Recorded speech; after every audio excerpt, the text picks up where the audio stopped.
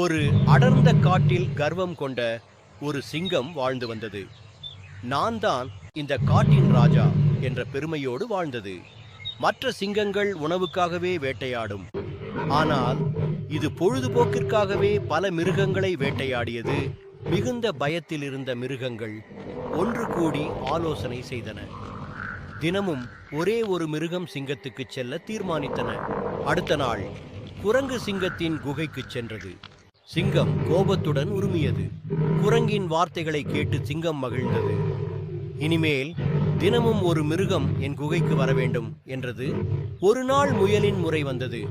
அது தாமதமாக வந்ததால் முயல், சிங்கராசா, என்னை விட பெரிய சிங்கம் என்னை தடுத்தது என்று கூறி கிணற்றை சுட்டிக்காட்டியது. சிங்கம் கிணற்றுக்குள் பார்த்தது. தன் பிம்பத்தை பார்த்து மற்றொரு சிங்கம் என நினைத்து உள்ளே பாய்ந்தது. அதில் மூழ்கி மாண்டது. முயலின் அறிவால் காடு காப்பாற்றப்பட்டது. மிருகங்கள் மகிழ்ச்சியுடன் கொண்டாடின.